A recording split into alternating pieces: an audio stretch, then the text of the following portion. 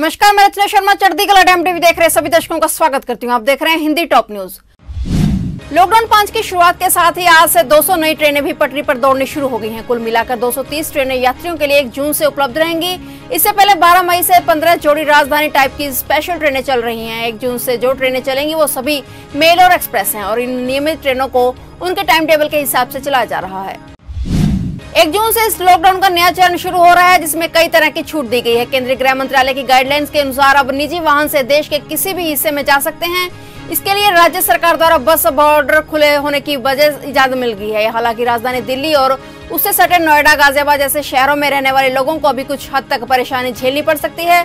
दिल्ली सरकार की ओर से लॉकडाउन 4 के वक्त ही बॉर्डर को खोल दिया गया था और एंट्री एग्जिट के लिए किसी पास की जरूरत नहीं थी, लेकिन नोएडा और गाजियाबाद ने अपने बॉर्डर नहीं खोले हैं और तर्क दिया है कि पिछले कुछ दिनों में जो महामारी के केस सामने आए हैं उनमें अधिकतर दिल्ली से संबंधित हैं। सोमवार सुबह भी नोएडा बॉर्डर पर जाम जैसी स्थिति देखी और यह चेकिंग के बाद ही लोगों को एंट्री दी जा रही है। पाकिस्तानी उच्चायोग के 2 अफसरों को जासूसी के आरोप में पकड़ा गया है। भारत ने दोनों को पर्सोना नॉन ग्रेटा घोषित किया है और दोनों को भारत छोड़ने के लिए कहा है। इस बाबत पाकिस्तान के उप राजदूत को एक आपत्ति पत्र भी जारी किया गया है, जिसमें ये सुनिश्चित करने को कहा गया है कि पाक के राजनयिक मिशन का कोई भी सदस्य भारत विरोधी गतिविधियों से लिप्त न हो और अपनी स्थिति से संगत व्यवहार न करे। दिल्ली के करोल बाग से रंगे हाथों पकड़े गए आबिद हुसैन और ताहिर हुसैन उच्चायोग के वीजा सेक्शन में काम करते हैं। विदेश मंत्रालय का कहना है कि भारतीय कानून प्रवर्तन अधिकारियों ने दोनों को पकड़ा था और इन दोनों अफसरों पर महीनों से एजेंसी की नजर थी।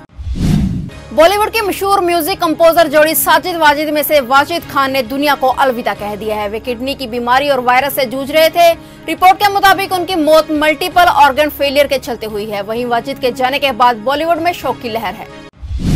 चक्रवाती तूफान अम्फान की तबाही के बाद एक और तूफान का खतरा मंडरा रहा है। मौसम विभाग के मुताबिक अगले 24 घंटे में गुजरात और महाराष्ट्र में चक्रवाती तूफान तबाही मचा सकता है। भारत मौसम विज्ञान ने बताया है कि उत्तरी और दक्षिणी गुजरात तटों के पास अरब सागर में बन रहा कम दबाव का क्षेत्र आगे और मजबूत होकर चक्रवाती तूफान में तब्दील हो सकता है। यह 3 जून तक दक्षिणी गुजरात तटों तक पहुंचकर तबाही मचा सकता है। मौसम विभाग ने गोवा, महाराष्ट्र और गुजरात के लिए रेड अलर्ट जारी किया है और अलर्ट जारी करते हुए अरब सागर में गए मछुआरों को वापस बुला लिया है।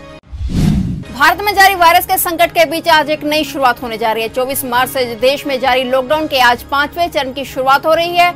वहीं दूसरी ओर देश में महामारी के मामलों की संख्या अब तक 1,90,000 का आंकड़ा पार कर चुकी है। देश में वायरस के कुल मामलों की संख्या 1,90,000 के पार चली गई है। सोमवार सुबह स्वास्थ्य मंत्रालय के द्वारा जारी आंकड़ों के अनुसार अब देश में महामारी के कुल 1,90,535 केस हैं, जबकि 5,394 लोगों की मौत हो चुकी है।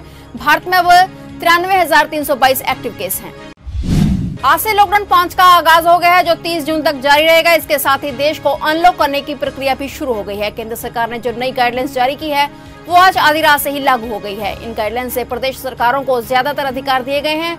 वो अपनी मर्जी से सख्ती या ढील दे सकते हैं। इसके मद्देनजर यूपी की योगी आदित्यनाथ सरकार ने छूट का ऐलान किया है, लेकिन नोएडा और गाजियाबाद बॉर्डर को लेकर राज्य सरकार ने फैसला जिला प्रशासन पर छोड़ दिया है। यूपी सरकार के मुख्य सचिव की तरफ से जारी दिशा निर्देशों में कहा गया है कि राज्य में 1 से 30 जून तक लॉकडाउन जारी रहेगा। इसके साथ ही कंटेनमेंट जोन के बाहर चरणबद्ध तरीके से छूट दी जाएगी। फिलहाल आज से तमाम छूट लागू हो रही है। यूपी सरकार ने कहा है कि स्कूल, कॉलेज, कोचिंग सेंटर समेत तमाम शैक्षणिक संस्थाएं जुलाई से खोले जाने प्रस्तावित हैं। केंद्र सरकार की गाइडलाइंस के आधार पर इसका फैसला लिया जाएगा।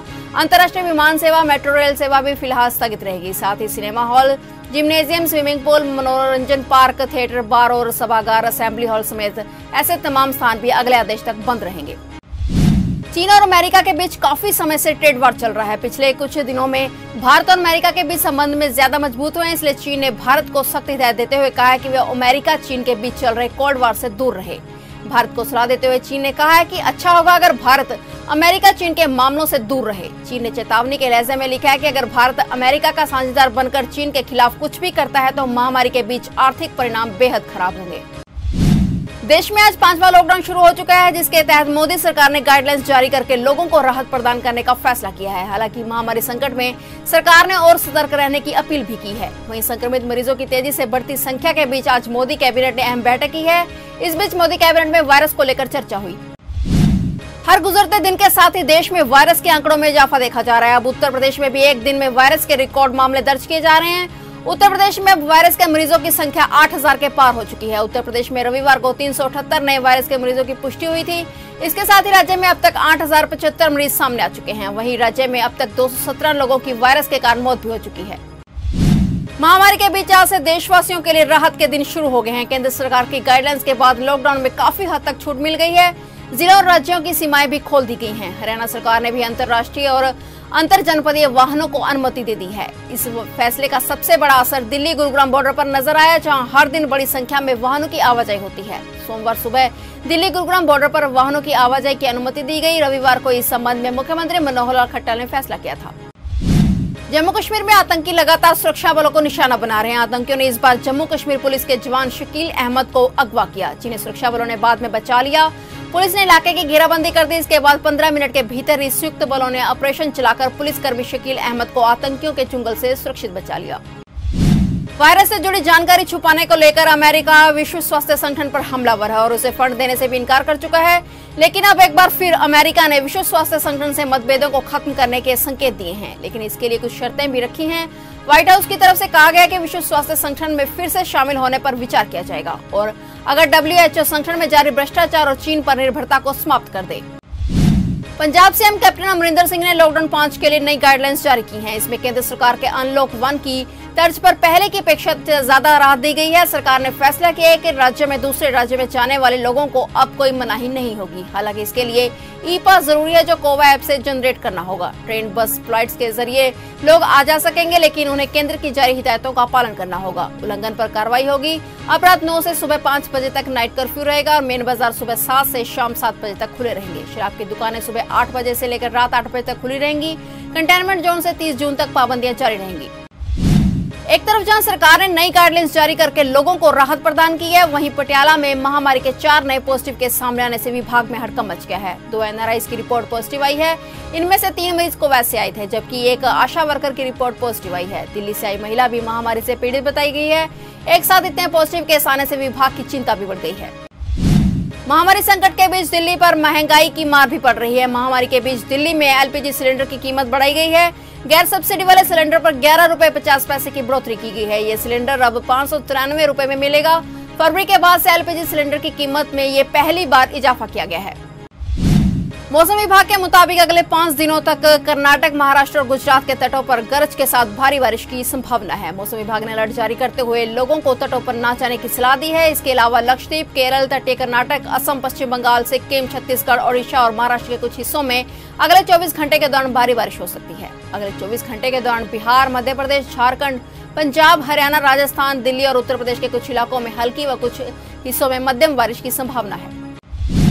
उत्तर प्रदेश में सोमवार से अनलॉक 1 की शुरुआत हो चुकी है। इसके तहत तमाम तरह की रियायतें भी शुरू हो गई हैं। ऐसे में अब उत्तर प्रदेश में बसों का संचालन शुरू हो गया है। यूपी रोडवेज ने लगभग 7500 बसों को सड़कों पर उतारा है। जाहिर सी बात है कि इसमें लाखों यात्रियों को एक जगह से दूसरी जगह जाने में सहूलियत मिलेगी। यूपी SRTC के MD राजशेखर ने खुद मौके पर पहुंचकर बसों के संचालन की स्थितियों का जायजा लिया। दिल्ली सरकार केंद्र द्वारा जारी गाइडलाइंस के अनुसार शॉपिंग मॉल्स खोलने और बाजारों की टाइमिंग बढ़ाने की तैयारी कर रही है। केजरीवाल सरकार अनलॉक 1 को लेकर 1 जून को डिटेल प्लान जारी कर सकती है। केंद्र ने पहले चरण में 8 जून से शॉपिंग मॉल्स, होटल और रेस्टोरेंट खोलने की इजाजत दी है। दिल्ली सरकार के दिशा निर्देश भी 8 जून से ही लागू होंगे, लेकिन दिल्ली में सैलून इससे पहले ही खोलने का आदेश जारी किया जा सकता है।